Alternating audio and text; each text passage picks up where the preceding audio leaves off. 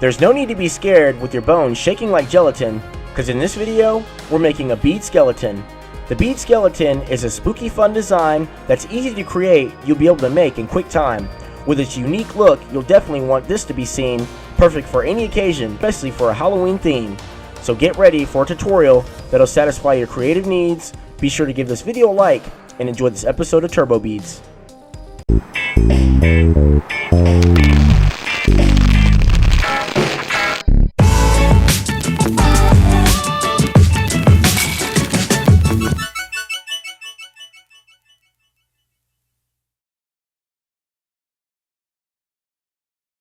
Here's a list of everything you need to make the bead skeleton. Making the bead skeleton, the first thing you'll need to do is to take 5 feet of string and add 3 beads to the string. Now that we have those beads on the string, we're going to take both ends of string, matching them up. Then we'll push those beads toward the center of the string. This will be the first row of the pattern. Be sure to keep those beads in the center to ensure we have the same amount of string to use on both sides. With the first row finished, it's time to create the second row. Making the second row is pretty simple as well. What you'll do is you'll take one end of the string and we're going to add 4 white beads to the string.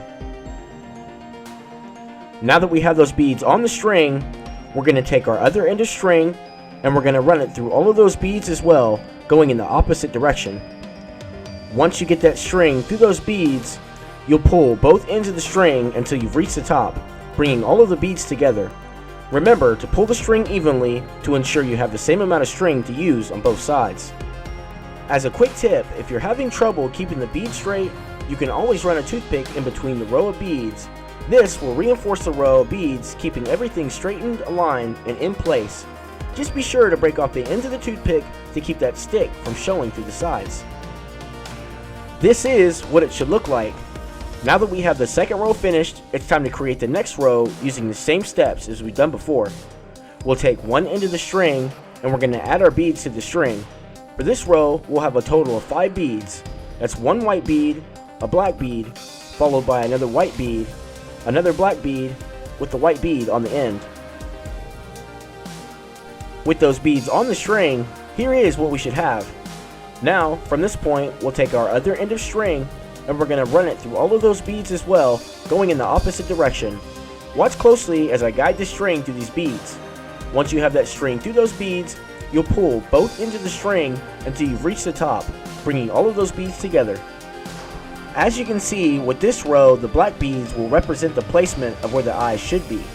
We will continue repeating these same steps when creating additional rows, by adding our beads to one end of the string, taking our other end of string, and running it through all of those beads as well, going in the opposite direction. With that string through all of those beads, pulling both ends of those string until you've reached the top. So just keep repeating these steps, creating additional rows, following the pattern as seen at the top of the screen.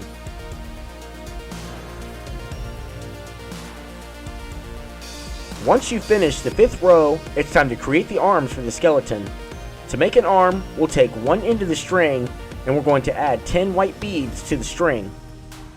When adding your beads to the string, be sure that you have the right number of beads on that string to ensure that the pattern results will turn out correctly. Now that we have those 10 beads on the string, we're going to go ahead and run those beads toward the top. Using that same end of string, we're going to run that string back through the 3 beads adjacent to the 3 on the end, with the string going in the direction toward the pattern. Watch closely as I guide the string through these beads. Once you get that string through those 3 beads, be sure that those 3 beads are set in the correct place by pushing those beads toward the other beads closest to the pattern. Hold those 3 beads down in place, pulling the string until the 3 beads on the end come together in a shape just like this. These are the phalanges, or the finger bones. Again, using that same end of string, we're going to skip 1 bead and run the string through the next 3 beads, with the string going in the direction toward the pattern. Once again, watch close as I guide the string through these beads.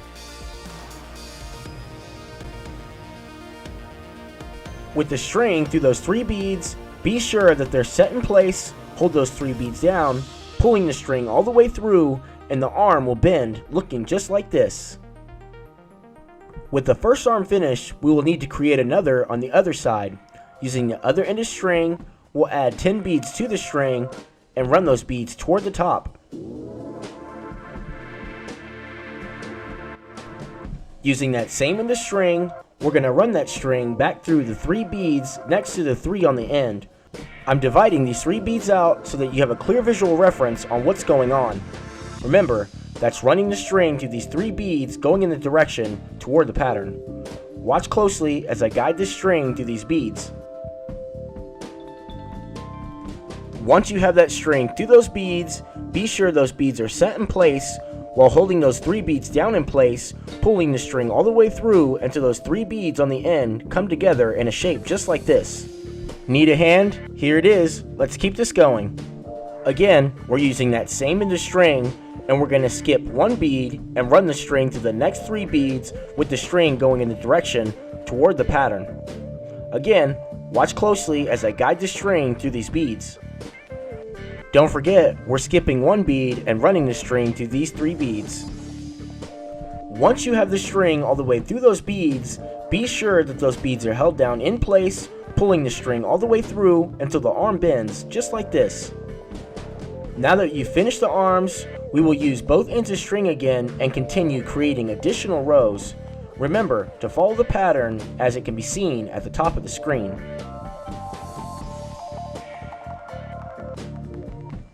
Be sure to take your time when assembling each row, making sure that you have the correct bead count and the beads are in the right order to ensure that the pattern looks just right. Remember to pull the string evenly on both sides to ensure that you have the same length of string to use on each side.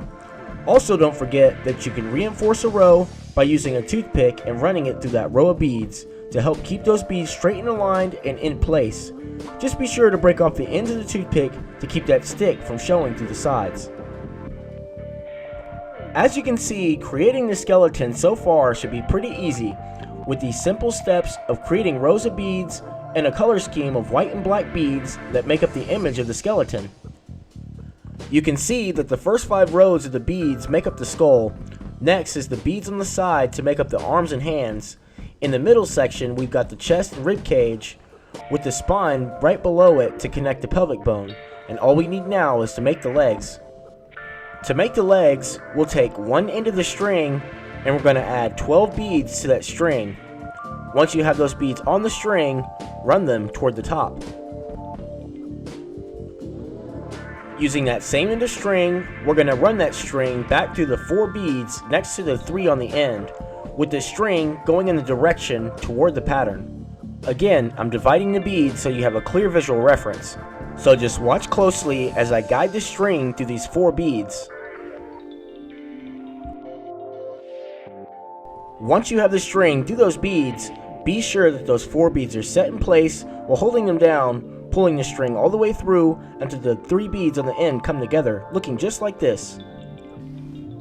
Once again, using that same end of string, we're going to skip a bead and run the string through the next 4 beads on that string, with the string going in the direction toward the pattern. Just watch close as I guide the string through these beads.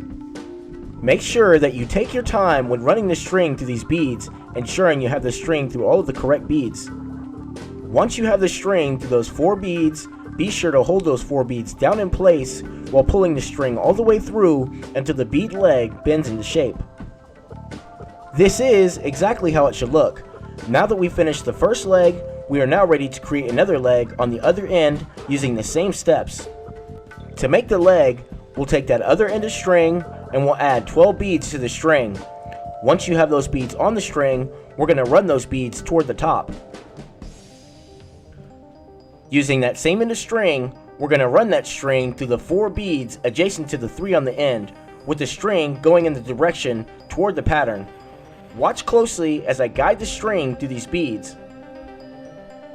This visual reference should give you a pretty clear understanding of what beads to run the string through. Once you have the string through those 4 beads, be sure that those 4 beads are set in place, holding them down while pulling the string all the way through, and the 3 beads on the end will come together to form the shape of the foot. This is a perfect example of how it should look. Let's keep it going and continuing finishing out this leg. So we'll skip one bead and continue running the string through the next 4 beads with the string going in the direction toward the pattern. Continue watching and you'll see as I guide the string through these beads. Once you have that string through those beads, be sure that those 4 beads are set in place while holding them down, pulling the string all the way through until the bead leg bends in the shape.